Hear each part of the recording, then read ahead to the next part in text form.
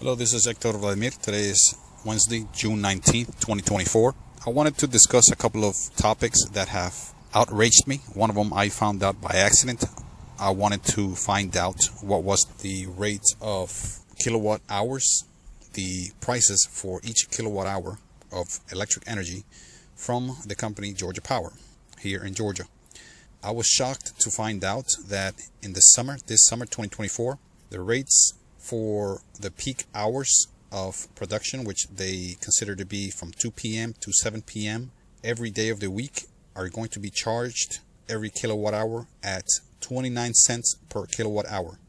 That is extremely outrageous. The highest per kilowatt hour charge I've heard of is 14 cents for the summer months and for power used above 1,000 kilowatts per hour or 1,000 kilowatt hours.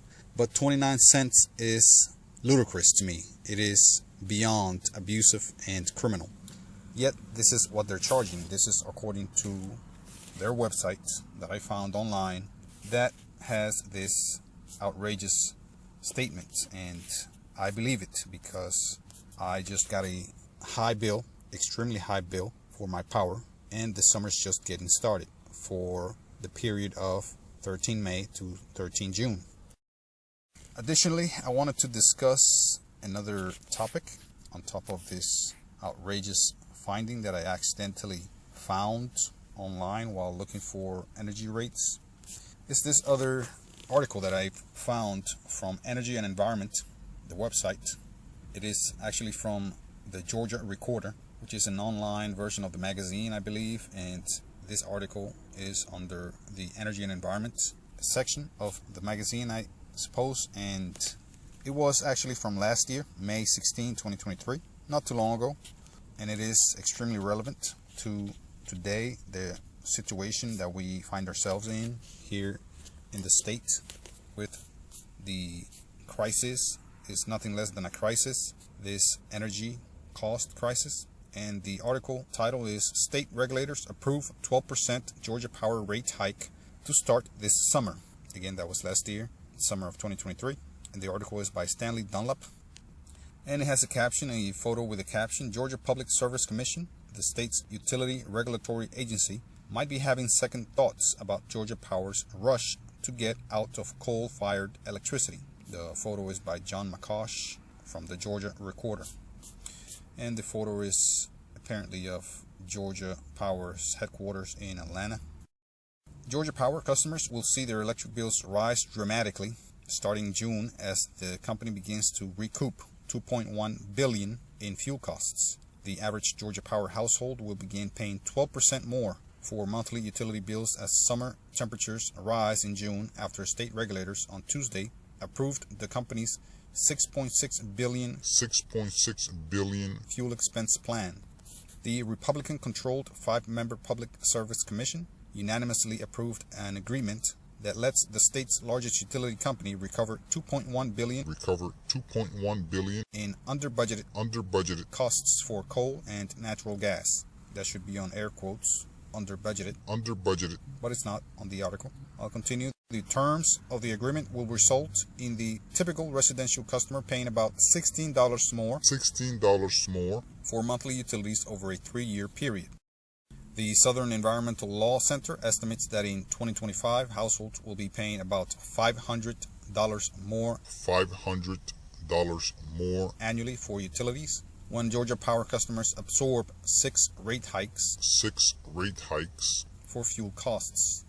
Annual increases in electric rates and the tab that comes due for the completion of the nuclear expansion plant debacle.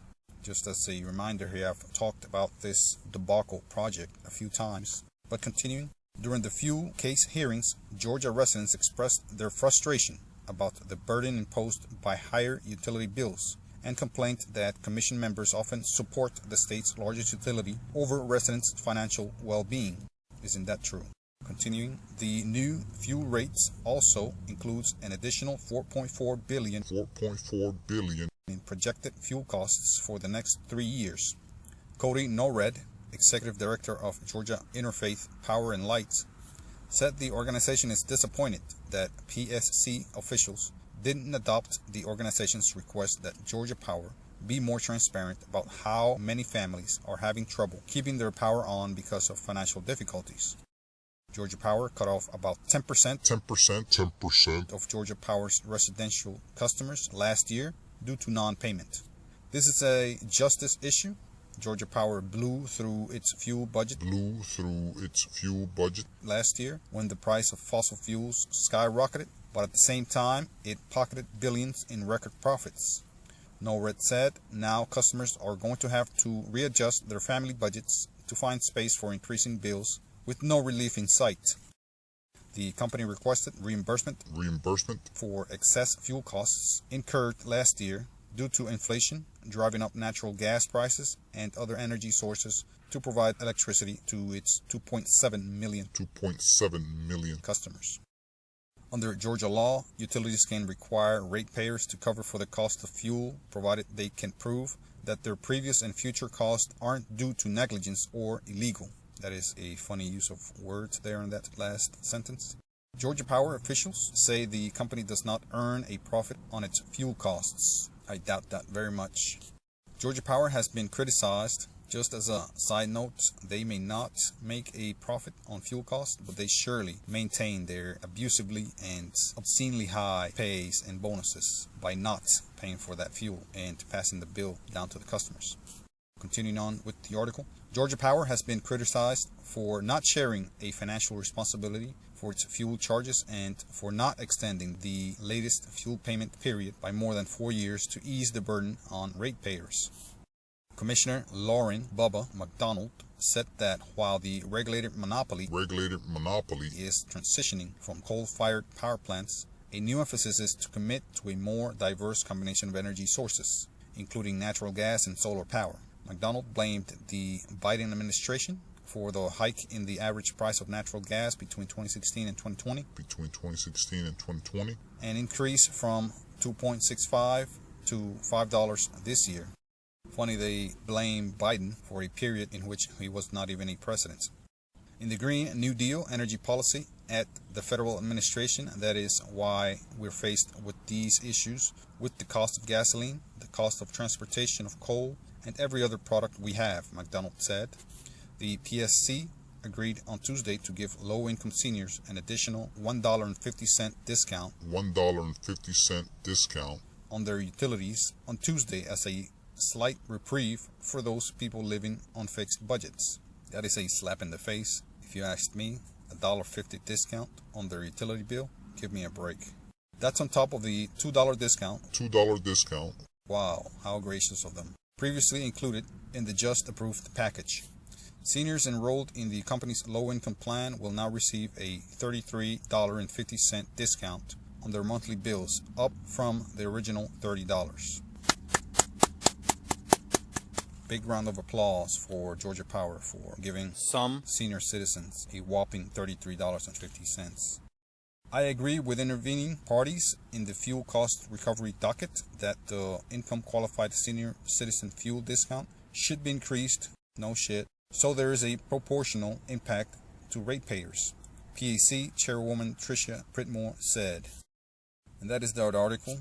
Of course, they failed to mention that these rate hikes, not only being abusive and criminal, but they affect a large majority of the very poor and desperate Georgia population, Georgia people here in the state, which are among the poorest in the nation. This is among the most unequal states. Yes, the state may be rich in wealth and resources, but that wealth and resources very unevenly distributed and unfairly distributed, meaning it leaves out swaths of the Georgia population, and mainly in those groups are indigenous people, people of color, people of immigrant background, minorities. So here we are in 2024 now, suffering one of the hottest summers that I've seen so far. It is only now June 19th and the heat has been sweltering. I mean, there has been about a 10-day stretch of weather over 35 degrees Celsius here in the state. No rain, very little moisture in the air, and hot weather during the day and at night as well. And the carnage goes on here with the power company getting their way, getting whatever rate hike they want, getting approved all kinds of measures to recoup.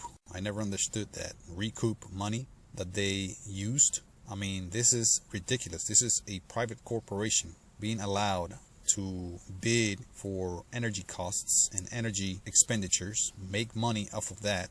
Don't tell me that they're not making money off of those deals with energy purchases, buying energy or fuel wholesale, and then coming back in the back end saying that they underestimated the amount of fuel that they needed, and now they have to recoup a couple of $1 billion worth of fuel costs, pass it down to the customers. As they said, it is projected that the average energy bill is going to be about $500 per month in the state of Georgia by 2025, and that is just horrendous. They say the nationwide average for electric energy bill is a little over $150 per month, but that is misleading, I believe, very much misleading, because that is the average. The average can be a misleading metric because the average is nothing but a measure of a total amount distributed equally among all the participants of an entire group.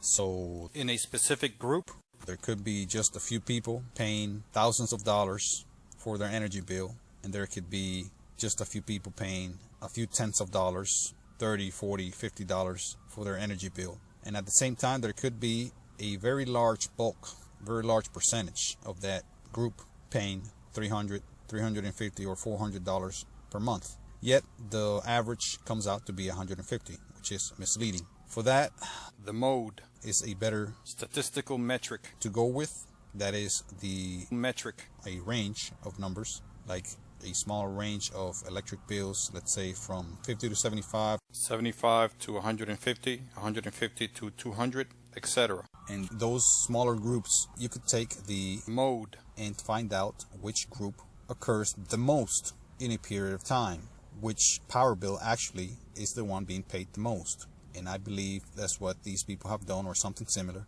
and they expect $500 to be the most paid amount. I am not really sure if they did that. It looks like they did. Otherwise, I believe that number would be a bit lower.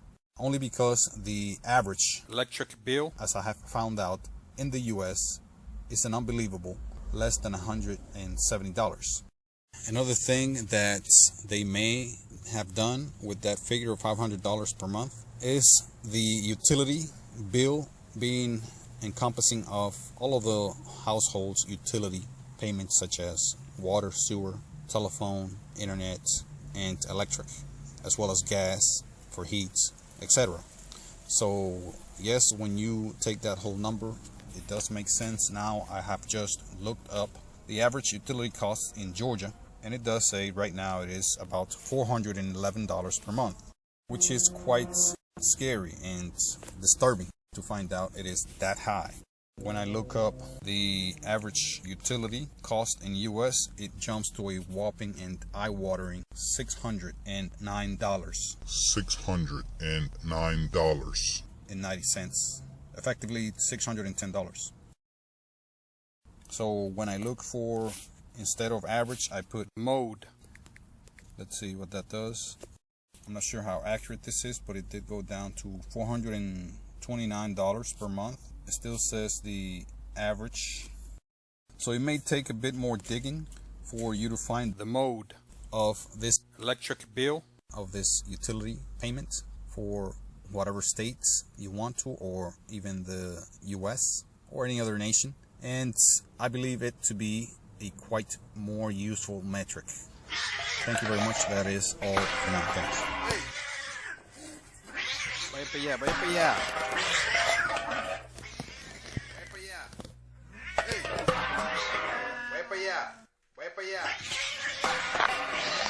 Thank you for listening to this podcast.